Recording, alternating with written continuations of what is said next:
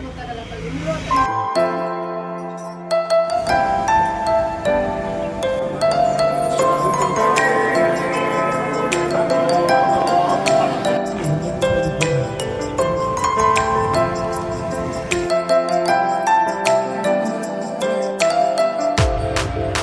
Friends, good morning ಎಲ್ರಿಗೂ.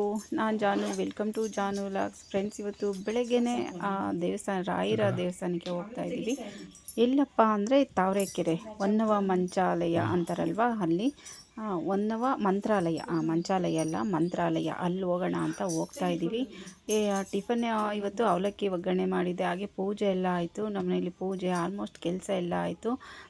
ರೆಡಿಯಾಗಿ ಈಗ ಹೊರಡ್ತಾ ಇದ್ದೀವಿ. ಟಿಫನ್ ಏನು ಮಾಡಿಲ್ಲ, ನಾನು ರಕ್ಷಕ್ ಬಾಕ್ಸ್ಗೆ ಮಾತ್ರ ಮಾಡಿಕೊಟ್ಟೆ. ನಾವು ಉಪವಾಸನೆ ಹೋಗೋಣ ಅಂತ ನಾನು ನಮ್ಮ ಮನೆಯವರು ಇಬ್ಬರು ಹೋಗ್ತಾ ಇದ್ದೀವಿ. ರಕ್ಷಕ್ ಕಾಲೇಜ್ಗೆ ಹೋದ್ಲು. ಹೋಗ್ತಾ ಇದ್ದೀವಿ. ಇನ್ನೇನು ನಮ್ಮೂರು ಬಸ್ ಸ್ಟಾಪಲ್ಲಿ ಇನ್ನು ಸ್ವಲ್ಪ ಮುಂದೆ ಬಂದು ಇಲ್ಲಿ ಪೆಟ್ರೋಲ್ ಹಾಕ್ಸ್ಕೊತಿದ್ದಾರೆ ಗಾಡಿಗೆ. ನಾವು ಟೂ ವೀಲರಲ್ಲೇ ಹೋಗ್ತಾ ಇದ್ವಿ, ಕಾರಲ್ಲಿ ಹೋಗ್ತಿಲ್ಲ. ಆಲ್ಮೋಸ್ಟ್ ನಾವಿಬ್ಬರೇ ಹೋದರೆ ನಾವು ಗಾಡಿಯಲ್ಲೇ ಹೋಗೋದು. ಅಂತ ನನಗೆ ಕಾರಲ್ಲಿ ಹೋಗೋದಕ್ಕೆ ಇಷ್ಟ ಆಗಲ್ಲ, ಟೂ ವೀಲರಲ್ಲೇ ಹೋಗೋದು. ನಾನು ನಮ್ಮ ಹಸ್ಬೆಂಡ್ ಹೋದರೆ ಗಾಡಿಯಲ್ಲೇ ಹೋಗೋದು. ರಕ್ಷಾ ಬಂದರೆ ಮಾತ್ರ ನಾವು ಕಾರ್ ತೆಗೆಯೋದು. ನಮ್ಮ ಮನೆಯವ್ರು ಅಂತಾರೆ, ಅಯ್ಯೋ ಕಾರು ಅಂತ. ನನಗೆ ಇಷ್ಟ ಆಗಲ್ಲ, ನನಗೇನೋ ಬೈಕಲ್ಲಿ ಹೋಗೋದಕ್ಕೆ ಇಷ್ಟ. ನನಗೆ ಬೈಕಲ್ಲಿ ಹೋದರೆ ಆರಾಮಾಗಿರ್ತೀನಿ, ಕಾರಲ್ಲಿ ಹೋದರೆ ಸ್ವಲ್ಪ ಏನೋ ಒಂಥರ ನನಗೆ ಅಷ್ಟೊಂದು ಕಂಫರ್ಟ್ ಅನಿಸಲ್ಲ. ಯಾಕೋ ತಲೆ ಸುತ್ತು ಅಥವಾ ವಾಮಿಟೇಷನ್ ಆ ಥರ ಎಲ್ಲ ಆಗ್ತಾ ಇರುತ್ತೆ. ನಮ್ಮಮ್ಮನಿಗೂ ಅಷ್ಟೇ, ಕಾರಲ್ಲಿ ಹೋದರೆ ಆಗಲ್ಲ. ಅದೇ ಥರ ನನಗೂ ಒಂಥರ ವಾಮಿಟ್ ಆಗೋದು, ಏನೋ ಒಂಥರ ಕಂಫರ್ಟ್ ಅನಿಸಲ್ಲ, ಆರಾಮ್ ಅನಿಸಲ್ಲ, ಆ ಥರ ಏನೇನೋ ಆಗ್ತಿರುತ್ತೆ. ಅದಕ್ಕೆ ಟೂ ವೀಲರಲ್ಲಿ ಹೋಗ್ಬಿಟ್ರೆ ತುಂಬ ಆರಾಮಾಗಿರ್ತೀನಿ. ಅದಕ್ಕೋಸ್ಕರ ನಾವು ಇಬ್ಬರು ಹೋದರೆ ಟೂ ವೀಲರಲ್ಲೇ ಹೋಗ್ತೀವಿ. ಫ್ರೆಂಡ್ಸ್, ಬಂದ್ರಿ ನೋಡಿ, ತಾವರೆಕೆರೆಗೆ ಬಂದ್ರಿ. ನಾನು ಇಲ್ಲಿ ಫಸ್ಟ್ ಟೈಮ್ ಬಂದಿರೋದು, ಯಾವತ್ತೂ ಬಂದಿಲ್ಲ. ನಮ್ಮ ಮನೆಯವರೆಲ್ಲೋ ಅದೇ ಇನ್ಸ್ಟಾಗ್ರಾಮಲ್ಲಿ ಇಲ್ಲಿ ಎಲ್ಲ ನೋಡಿ ಅವರು ಹೋಗೋಣ ಅಂತ ಕರ್ಕೊಂಬಂದಿದ್ದು. ಸರಿ ಅಂತ ಹೋಗೋಣ ಅಂತ ಬಂದ್ವಿ. ನೋಡಿ ಬಂದಿದ್ದೀವಿ. ಈಗ ದೇವಸ್ಥಾನ ನೋಡಿ ಈಗೆಲ್ಲ ಇನ್ನೂ ರೆಡಿ ಮಾಡ್ತಿದ್ದಾರೆ. ಅಂದರೆ ಚಿಕ್ಕದಾಗಿತ್ತೇನೋ, ಈಗೆಲ್ಲ ಸ್ವಲ್ಪ ಇಂಪ್ರೂವ್ ಮಾಡ್ತಿದ್ದಾರೆ. ದೇವಸ್ಥಾನ ಎಲ್ಲ ಹೊಸದಾಗಿ ಇನ್ನೂ ಸ್ವಲ್ಪ ಎಲ್ಲ ಕಟ್ಟಿಸ್ತಿದ್ದಾರೆ. ಬಂದ್ರಿ ನೋಡಿ, ಎಷ್ಟೊಂದು ಜನ ಇದ್ದಾರೆ. ನಾನು ಅದು ಒಳಗಡೆ ತುಂಬಾ ಜನ ಇದ್ದರು, ಫುಲ್ ರಶ್ ಇದ್ರು ಇವತ್ತಂತೂ. ಏನು ತೊಗೊಂಡೋಗಿಲ್ಲ ನಾನು ಪೂಜೆಗೆ ಅಂತ. ಫಸ್ಟ್ ಟೈಮ್ ಅಲ್ವಾ ನೋಡಿದ್ದು. ಇಲ್ಲಿನ ಪ್ರೋಸೆಸ್ ಎಲ್ಲ ಹೇಗಿರುತ್ತೋ, ಏನಿಲ್ಲೇ ಎಲ್ಲ ಯಾವ ಥರ ಇರುತ್ತೋ ಏನೋ ಅಂತ ನಾನು ಏನೂ ತೊಗೊಂಡೋಗಲಿಲ್ಲ. ಅಲ್ಲಿ ನೋಡಿಕೊಂಡು ಅಕಸ್ಮಾತ್ ಪೂಜೆ ಸಾಮಾನು ಪೂಜೆ ಮಾಡ್ತಿದ್ರೆ ಯಾರಾದರೂ ಅಲ್ಲೇ ತೊಗೊಳ್ಳೋಣ ಅಂತ. ಏನಿಲ್ಲ, ಮನೆಯಲ್ಲಿ ಸ್ವಲ್ಪ ಮಲ್ಲಿಗೆ ಹೂ ಇತ್ತು, ತೊಗೊಂಡೋಗಿದ್ದೆ ಅಷ್ಟೇ. ಆಮೇಲೆ ಅಲ್ಲಿ ತುಳಸಿನ ತೊಗೊಂಡೆ.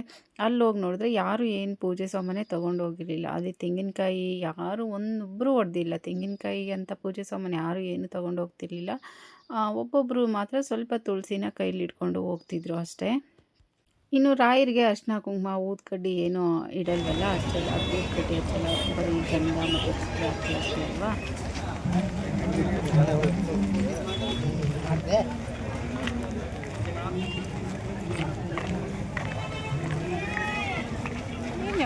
ಪೂಜೆ ಸಾಮಾನು ಏನು ತಗೊಳ್ಳೋದು ಏನಂತ ಗೊತ್ತಿಲ್ಲ. ಪೂಜೆ ಸಾಮಾನು ಏನಂತೆ ಗೊತ್ತಿಲ್ಲ.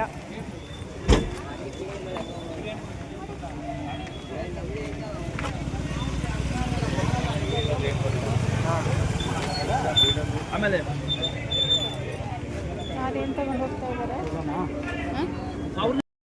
ಹಾಗಾಗಿ ಅಲ್ಲಿ ಏನು ಕಾಯಿ ಕೂಡ ಹೊಡಿಲಿಲ್ಲ. ನಾವು ಸ್ವಲ್ಪ ಮಲ್ಲಿಗೆ ಹೂ ಜೊತೆ ಸ್ವಲ್ಪ ತುಳಸಿನ ತೊಗೊಂಡು ಹೋದ್ವಿ. ಫ್ರೆಂಡ್ಸ್, ಇಲ್ಲಿ ಕಾಯಿ ಕಟ್ಬಿಟ್ಟು ಬಂದರೆ ನಮ್ಮ ಕೋರಿಕೆ ಎಲ್ಲ ಈಡೇರುತ್ತೆ, ನಮ್ಮ ಸಂಕಲ್ಪ ಮಾಡ್ಕೊಂಬಂದರೆ ಅದಾಗುತ್ತೆ ಅಂತ ಹೇಳ್ತಿದ್ರು. ಹಂಗಾಗಿ ನೋಡೋಣ ಅಂತ ನಾವು ಹೋದ್ವಿ. ಸ್ಲಿಪ್ಪರೆಲ್ಲ ಬಿಟ್ಟು ಅಲ್ಲಿ ಎಲ್ಲ ನೀರಿರುತ್ತೆ, ಕಾಲೆಲ್ಲ ತೊಳ್ಕೊಂಡು ಒಳಗಡೆ ಹೋಗ್ತಾ ಇದ್ವಿ. ತುಂಬಾ ರಶ್ ಇತ್ತು ಇವತ್ತು. ಗುರುವಾರ ಆಗಿರೋದ್ರಿಂದ ತುಂಬ ರಶ್ ಇತ್ತು. ಹಾಗೆ ಪ್ರತಿದಿನ ಪೂಜೆ ಇರುತ್ತಂತೆ, ಇಲ್ಲಿ ಪ್ರತಿದಿನ ಇರುತ್ತಂತೆ. ಶುಕ್ರವಾರ, ಸೋಮವಾರ, ಮಂಗಳವಾರ, ಬುಧವಾರ ಈ ಥರ ಬಂದರೆ ಸ್ವಲ್ಪ ರಶ್ ಕಡಿಮೆ ಅಂತ ಅಲ್ಲಿ ಅವರು ಹೇಳ್ತಿದ್ರು.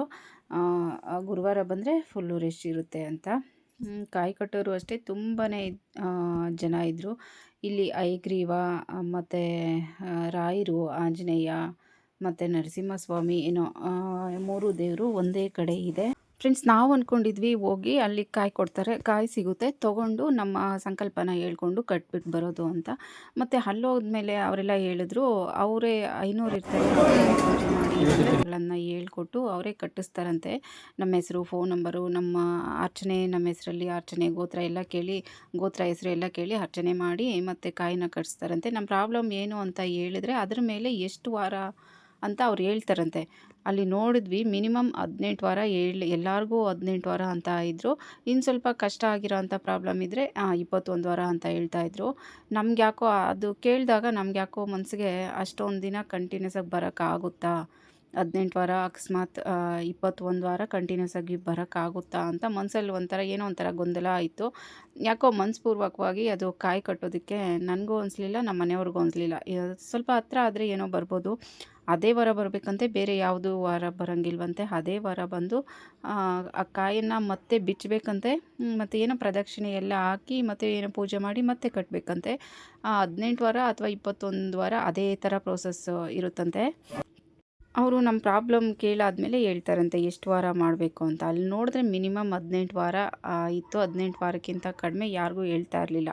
18 ವಾರ ಇಲ್ಲಾಂದರೆ 21 ವಾರ ಹೇಳ್ತಾಯಿದ್ರು. ನಮ್ಗೆ ಯಾಕೋ ಅದು ಸರಿ ಅನಿಸ್ಲಿಲ್ಲ. ಅಯ್ಯೋ ಯಾಕೋ ಹೀಗಾಯ್ತಲ್ಲ ಅಂತ ನಾವು ಕೇಳಿಬಿಟ್ಟು ಕಾಯನ್ನು ಕಟ್ಟಲಿಲ್ಲ. ಹಾಗೇ ವಾಪಸ್ ಬಂದ್ವಿ. ಮತ್ತು ಪೂಜೆ ಎಲ್ಲ ಮಾಡಿಕೊಂಡು ದರ್ಶನ ಎಲ್ಲ ಮಾಡಿಕೊಂಡು ವಾಪಸ್ ಬಂದ್ವಿ. ಮತ್ತು ಅಲ್ಲಿ ಊಟ ಕೊಡ್ತಿದ್ರು, ಊಟಕ್ಕೆ ಹೋದ್ವಿ, ಊಟನೂ ಸಿಗಲಿಲ್ಲ. ತುಂಬ ರಶ್ ಆಗಿತ್ತು. ಮತ್ತು ಅಲ್ಲಿ ತಟ್ಟೆನೇ ಸಿಗಲಿಲ್ಲ. ಅವರು ತಿಂದವ್ರ ಹತ್ರ ಎಲ್ಲ ತಟ್ಟೆ ಕೊಡಿ ಅಂತ ಈಸ್ಕೊಂಡು ಮತ್ತು ಬೇರೆಯವರು ಪ್ರಸಾದನ ತೊಗೊತಿದ್ರು. ಅಲ್ಲಿ ತಟ್ಟೆ ಎಲ್ಲ ಫುಲ್ ಶಾರ್ಟೇಜ್ ಇತ್ತು. ಹಾಗಾಗಿ ನಾವು ಪ್ರಸಾದನೂ ತೊಗೊಳ್ಳಿಲ್ಲ. ಯಾಕೋ ಇದು ಸರಿ ಹೋಗ್ಲಿಲ್ವಲ್ಲ ಯಾಕೆ ಅಂತ ಸ್ವಲ್ಪ ಒಂಥರ ಡಿಸಪಾಯಿಂಟ್ ಆಯಿತು ಅಂತಲೇ ಹೇಳ್ಬೋದು, ಮೂಡ್ ಆಫ್ ಆಯಿತು ಅಂತಲೇ ಹೇಳ್ಬೋದು.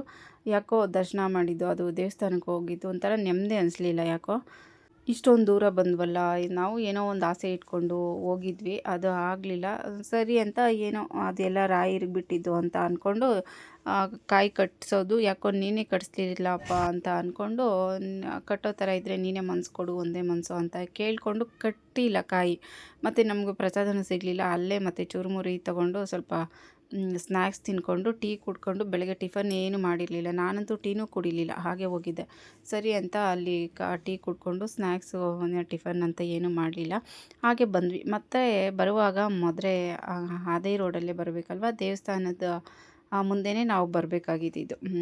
ಹೋಗುವಾಗ ಒಂದು ರೂಟಲ್ಲಿ ಹೋದ್ವಿ, ಹೋಗುವಾಗ ನೈಸ್ ರೋಡಲ್ಲಿ ಹೋಗಿದ್ದು, ಬರುವಾಗ ನೆಲಮಂಗಲದಿಂದನೇ ಬೇರೆ ಕಡೆ ರೂಟಲ್ಲಿ ಬಂದರು. ಹಾಗಾಗಿ ಚಿಕ್ಕ ಮದುವೆ ದೇವಸ್ಥಾನದ ಮುಂದೆನೇ ಬರಬೇಕಾಗಿತ್ತು. ಹಾಗೆ ಮೊನ್ನೆ ಲಾಸ್ಟ್ ಟೈಮು ಅಂದ್ಕೊಂಡು ಹೋಗೋಕ್ಕಾಗಿರಲಿಲ್ಲ. ಎಲ್ಲ ರೆಡಿಯಾಗಿ ದೊಡ್ಡಬಳ್ಳಾಪುರವರೆಗೂ ಹೋಗಿ ವಾಪಸ್ ಬಂದಿದ್ದೆ ಮದುವೆಗೆ ಹೋಗೋದಕ್ಕೆ. ಇವತ್ತು ಸರಿ ಬಂದಿದ್ದೀವಲ್ಲ ಅಂತ ಅಂದ್ಕೊಂಡು ಹೇಳ್ಬತ್ತಿನ ಹಾಕಿ ಅಲ್ಲಿ ದರ್ಶನ ಮಾಡಿಕೊಂಡು ಊಟ ಮಾಡಿಕೊಂಡು ಮದುವೆಯಲ್ಲಿ ಬಂದ್ವಿ. ನೋಡಿ ಫುಲ್ಲು ರಶ್ಶೇ ಇಲ್ಲ. ಸ್ಯಾಟರ್ಡೇ ಅಂತ ಹೋಗ್ಬಿಟ್ರೆ ಬೆಳಗ್ಗೆ ಹೋದರೆ ಸಂಜೆ ಆಗುತ್ತೆ ಬರೋಕ್ಕೆ, ಅಷ್ಟೊಂದು ರಶ್ ಇರುತ್ತೆ. ಅದರಲ್ಲೂ ಸ್ಪೆಷಲ್ ಡೇಸ್ ಏನಾದರೂ ಅಮಾವಾಸ್ಯೆ, ಹುಣ್ಣಿಮೆ ಆ ಥರ ಶನಿವಾರ ಏನಾದರೂ ಬಂದುಬಿಟ್ಟಾಗ ಹೋದರೆ ತುಂಬಾ ರಶ್ ಇರುತ್ತೆ, ದರ್ಶನನೇ ಆಗೋಲ್ಲ. ನೋಡಿ ಎಷ್ಟು ಚೆನ್ನಾಗಿ ದರ್ಶನ ಆಯಿತು ಗೊತ್ತಾ. ನಾನಂತೂ ಸ್ವಲ್ಪ ಹೊತ್ತು ಅಲ್ಲೇ ಕೂತ್ಕೊಂಡು ನಮಸ್ಕಾರ ಮಾಡಿಕೊಂಡು ಬಂದೆ. ಇನ್ನು ಸ್ಯಾಟರ್ಡೇ ಎಲ್ಲ ಹೋದರೆ ಅದು ಮುಂದೆ ಬಿಡೋದೇ ಇಲ್ಲ. ಹೋಗಿ ಅಂತ ಇರ್ತಾರೆ, ಜನ ಜಾಸ್ತಿ ಇರ್ತಾರಲ್ವ, ಎಲ್ಲರಿಗೂ ದರ್ಶನ ಆಗಬೇಕು ಅಂತ ಹೋಗಿ ಅಂತ ಇರ್ತಾರೆ. ಇವತ್ತಂತೂ ಯಾರೂ ಕೇಳೋರೇ ಇರಲಿಲ್ಲ. ನಾವು ಎಷ್ಟೊತ್ತಾದರೂ ಕೂತ್ಕೊಂಡು ಎಷ್ಟೊತ್ತಾದರೂ ದೇವ್ರನ್ನ ನೋಡಿಕೊಂಡು ದರ್ಶನ ಮಾಡಿಕೊಂಡು ಬರ್ಬೋದಾಗಿತ್ತು. ಹಾಗಾಗಿ ನಾನು ಒಂದು 5-10 ನಿಮಿಷ ಅಲ್ಲೇ ಕೂತ್ಕೊಂಡು ದರ್ಶನ ಮಾಡಿಕೊಂಡು ಮತ್ತು ಅಲ್ಲಿ ಊಟ ಕೊಟ್ಟರು. ಊಟ ಅದೇ ಮದುವೆಯಲ್ಲಂತೂ ಎನಿ ಟೈಮ್ ಪ್ರತಿನಿತ್ಯ ಎವ್ರಿಡೇ ಊಟನೇ ಕೊಡ್ತಾ ಇರ್ತಾರೆ. ಬೆಳಗಿಂದ ರಾತ್ರಿವರೆಗೂ ಕೊಡ್ತಾರಂತೆ ಊಟ. ರಾತ್ರಿ ಎಷ್ಟೊತ್ತು ಒಂದು 8-9 ಗಂಟೆಗೆ ಹೋದರೂ ಊಟ ಕೊಡ್ತಿರ್ತಾರಂತೆ. ಊಟ ಎಲ್ಲ ಮಾಡಿಕೊಂಡು ಅಲ್ಲೇ ಬರ್ತಾಯಿದ್ದೀವಿ. ನೋಡಿ ಏರಿ ಮೇಲೆ ಬರ್ತಾಯಿದ್ದೀವಿ ಫ್ರೆಂಡ್ಸ್. ಮದುವೆ ದರ್ಶನ ಎಲ್ಲ ಮುಗಿಸ್ಕೊಂಡು ಬರುವಾಗ ಅಲ್ಲಿ ಕೆರೆ ಹತ್ರ ಅಂದರೆ ಏರಿ ಮೇಲೆ ಆಂಜನೇಯನ ದೇವಸ್ಥಾನ ಸಿಗುತ್ತೆ. ನಿಮಗೆ ಗೊತ್ತಿರಬೇಕು, ಸುಮ್ಮನೆ ತಮಾಷೆಕ ಅಂತ ಕಾಮಿಡಿ ಇನ್ಸ್ಟಾಗ್ರಾಮಲ್ಲಿ, ಯೂಟ್ಯೂಬಲ್ಲಿ ಎಲ್ಲ ಕಾಮಿಡಿ ವಿಡಿಯೋಸ್ ಮಾಡ್ತಾರಪ್ಪ.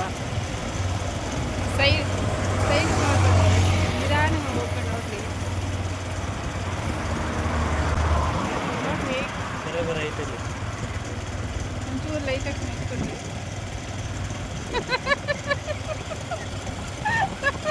ಆಂಜನೇಯ ನೋಡ್ಕೊಂಡು ಹೋಗೋಣ.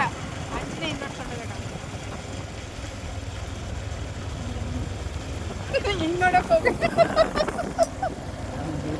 ಅಲ್ವಿದ್ರು ಆರತಿ ಬಜರಂಗಿ ಬಜರಂಗಿ ಬಜರಂಗಿ.